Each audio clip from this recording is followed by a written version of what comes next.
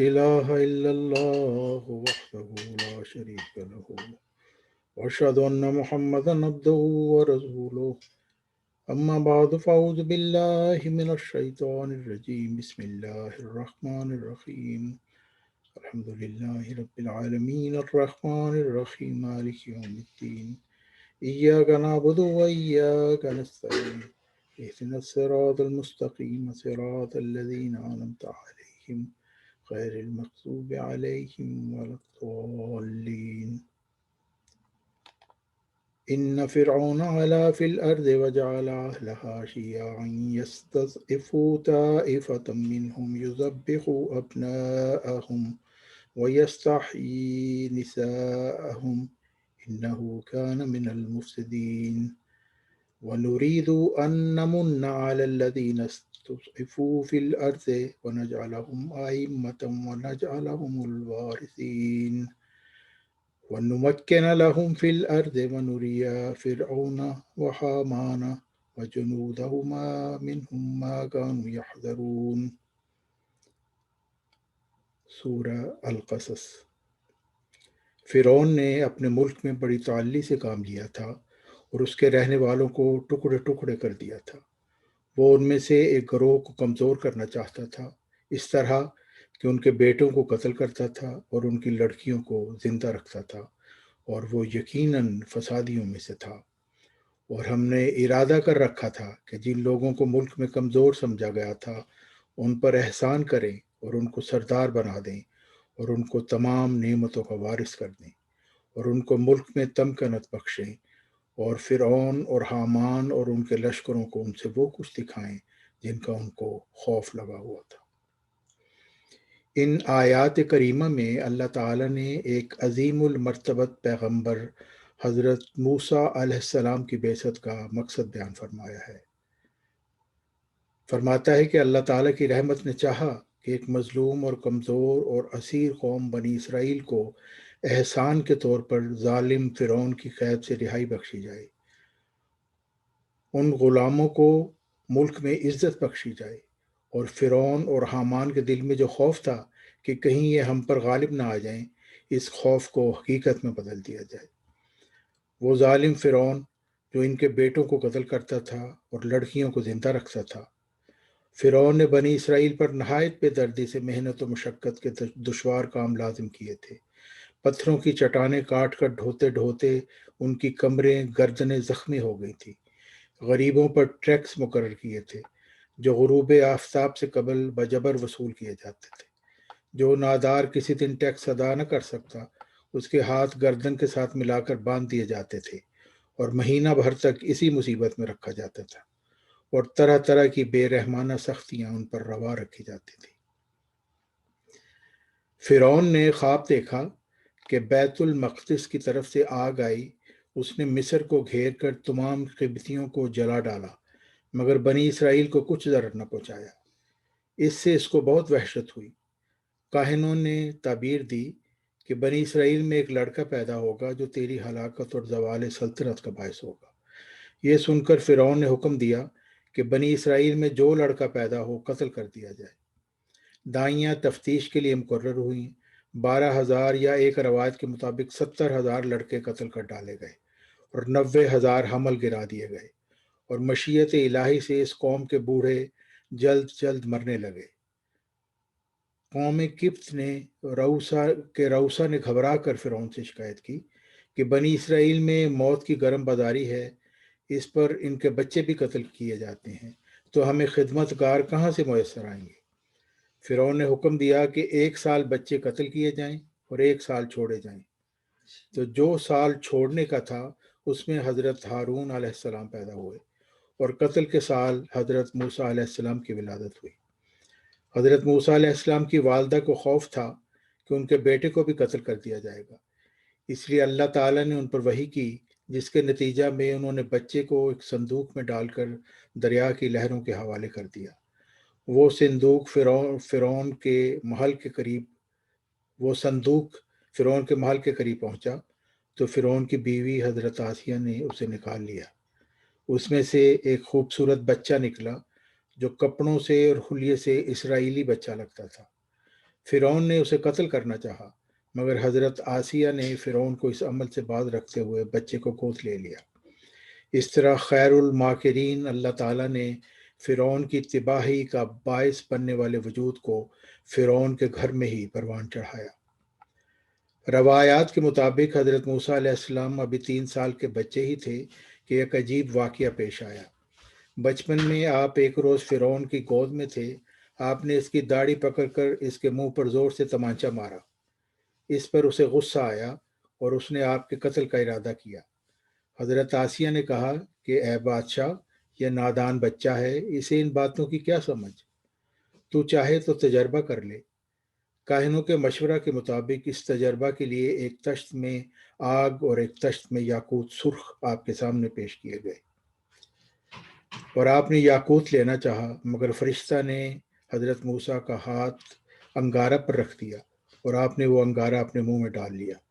اس سے زبان مبارک جل گئی اور لکنت پیدا ہو گئی۔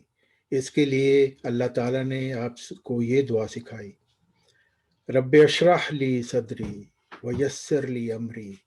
واحلل عقدۃ من لسانی یفقہوا قولی واجعل لی وزیرا من اہلی۔ اے میرے رب، میرے لیے میرے سینہ کو کشادہ فرما دے، اور میرا کار رسالت میرے لیے آسان فرما دے، اور میری زبان کی گرہ کھول دے کہ لوگ میری بات آسانی سے سمجھ سکیں، اور میرے گھر والوں میں سے میرا ایک مددگار بنا دے۔ حکم عدل حضرت مرزا غلام احمد علیہ السلام کو اپنی وفات سے 1 سال قبل ایک وحی الہی میں ایک آنے والے موسیٰ کی خبر عطا فرمائی گئی تھی۔ اللہ تعالیٰ نے فرمایا: ایک موسیٰ ہے، میں اس کو ظاہر کروں گا اور لوگوں کے سامنے اس کو عزت دوں گا۔ 18 مارچ 1907۔ الہامی پیشگوئی مسلم موعود میں جس ذکی غلام کی محمدی مریم اور حق معدل حضرت مرزا غلام احمد علیہ السلام کو خوشخبری دی گئی تھی، اس کا ایک اہم کام اسیروں کی رستگاری ہونا تھا، جو اس حقیقت کو ظاہر کرتا ہے کہ موعود ذکی غلام ہی وہ موسیٰ ہے جسے اللہ تعالیٰ نے ظاہر کرنے کا وعدہ فرمایا تھا۔ اس وعدہ کے مصداق حضرت عبدالغفار جنبہ علیہ السلام ہیں، جو مجدد 15ویں صدی ہجری بھی ہیں، موعود ذکی غلام بھی ہیں، موعود ابن مریم بھی ہیں، اور موعود موسیٰ بھی ہیں، جن کی بعثت کا مقصد ان اسیروں کی رستگاری ہے جنہیں مرزائی خاندانی خلافتی گدی کے ظالمانہ نظام کا اسیر بنا دیا گیا ہے۔ اس موسیٰ کی بعثت کا بھی یہی مقصد ہے کہ مرزا خاندان کے جبر و استبداد کا خاتمہ ہو، اور جو مرزا خاندان کے سرکردہ افراد کو ہر لمحہ یہ کھٹکا لگا رہتا تھا کہ اللہ تعالیٰ کی طرف سے روح القدس پانے والا کہیں ظاہر اگر ہو گیا تو ہمارے مرزائی مسیحی خلافتی دجل کا بھانڈا نہ پھوٹ جائے، اس خوف کو حقیقت میں بدل دیا جائے۔ جس طرح حضرت موسیٰ علیہ السلام نے اس فرعون کے گھر میں پرورش پائی جس کو انہوں نے تباہ کرنا تھا، اسی طرح حضرت عبدالغفار علیہ السلام نے بھی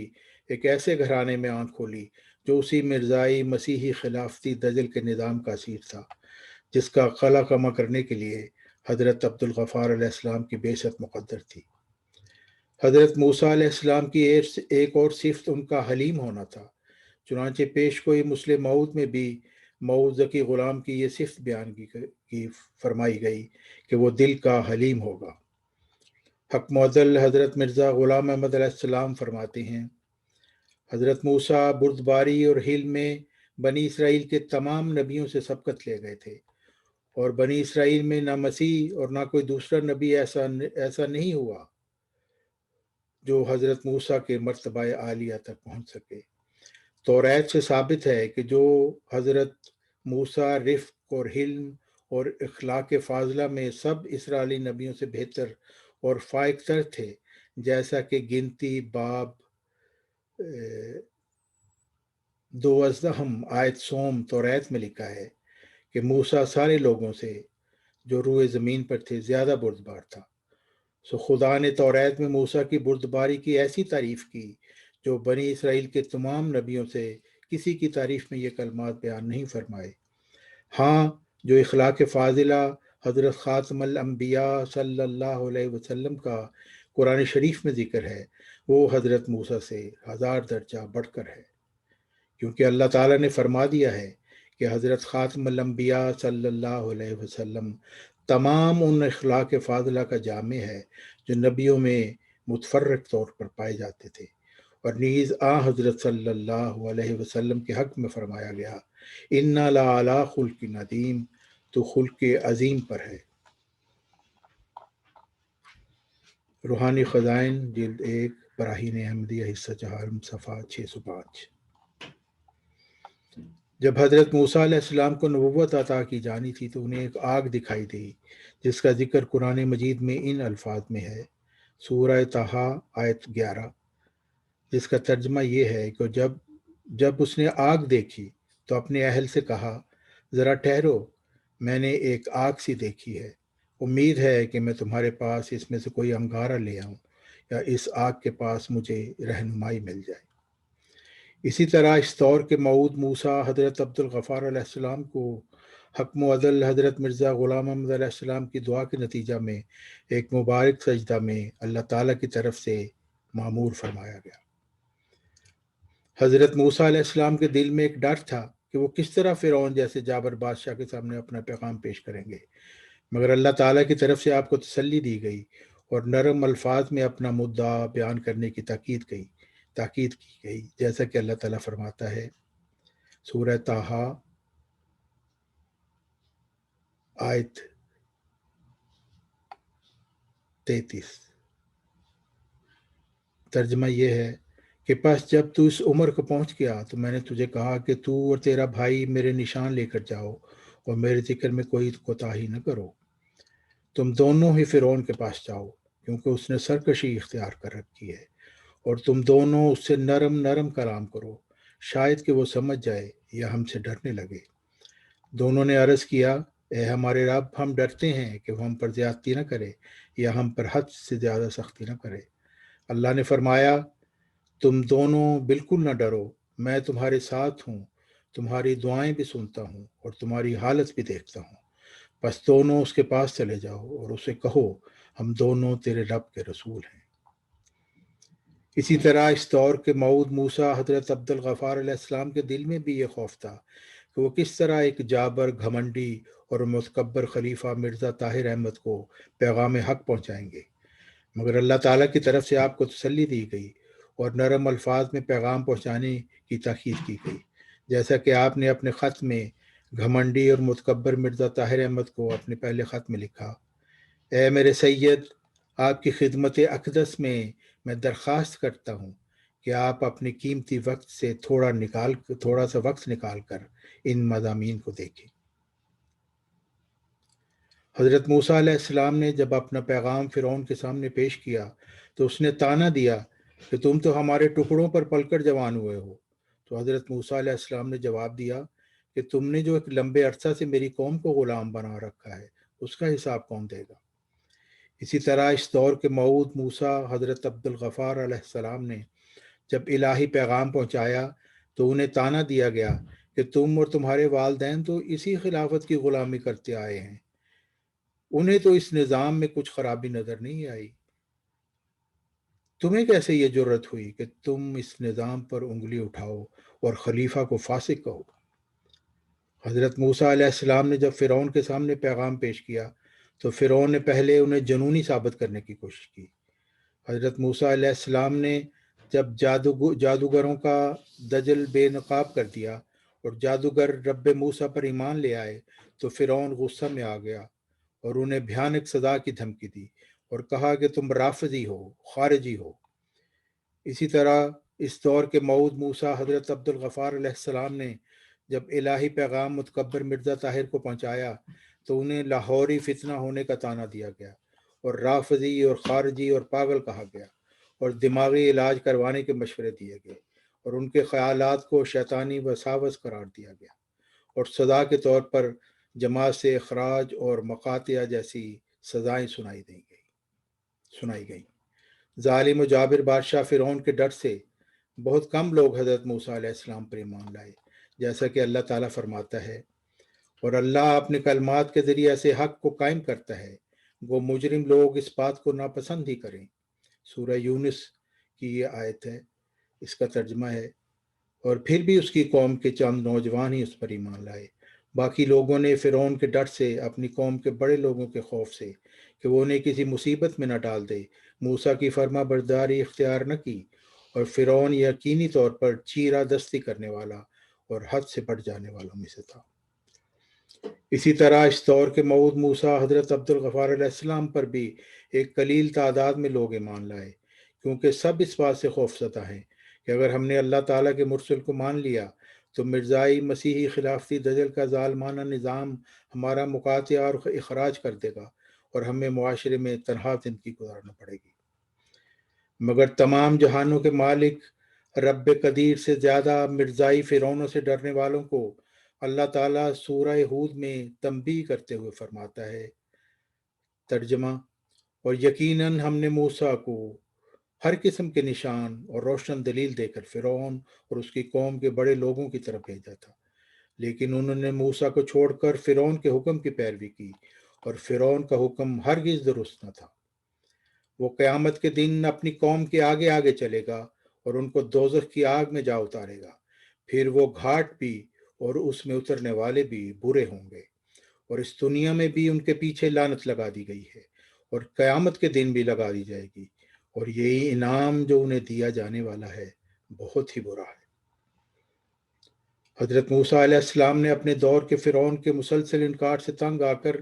اللہ تعالیٰ کے حضور بد دعا کی۔ آج ہم بھی جو اس دور کے موعود موسیٰ حضرت عبد الغفار علیہ السلام پر ایمان لائے ہیں، وہی دعا اپنے رب کے حضور پیش کرتے ہیں کہ اے ہمارے رب، تو نے مرزائی فرعونوں کو اور مرزا خاندان کو اور ان کے ملانوں کو اس ورلی زندگی میں زینت کے سامان اور اموال دے رکھے ہیں، مگر اے ہمارے رب، اس سے نتیجہ یہ نکل رہا ہے کہ یہ مرزائی فرعون معصوم احمدیوں کو تیرے راستہ سے برگشتہ کر رہے ہیں، پس اے ہمارے رب، ان کے مالوں کو برباد کر دے اور ان کے دلوں میں بھی سزا نازل کر، جس کا یہ نتیجہ نکلے کہ جب تک وہ دردناک عذاب نہ دیکھ لیں ایمان نہ لائیں۔ آمین ثم آمین یا رب العالمین یا ارحم الراحمین۔ ہمیں اپنے رب قدیر سے قوی امید ہے کہ جس طرح اس نے حضرت موسیٰ علیہ السلام کی دعا کو شرف قبولیت بخشا، اسی طرح اللہ تعالیٰ اس دور کے موعود موسیٰ حضرت عبد الغفار علیہ السلام اور ان کے پیروکاروں کی تضرعات کو ضرور سنے گا اور انہیں شرف قبولیت عطا فرمائے گا انشاءاللہ تعالی۔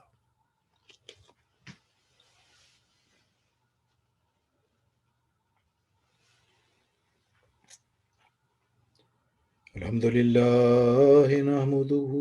ونستعينه ونستغفره ونؤمن به ونتوكل عليه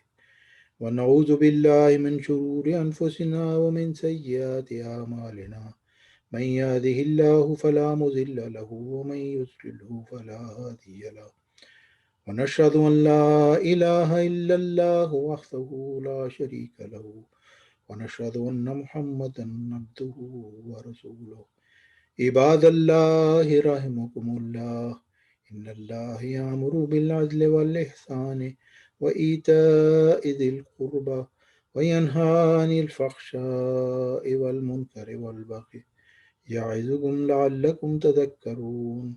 اذكروا الله يذكركم وادعوه يستجب لكم ولذكر الله أكبر۔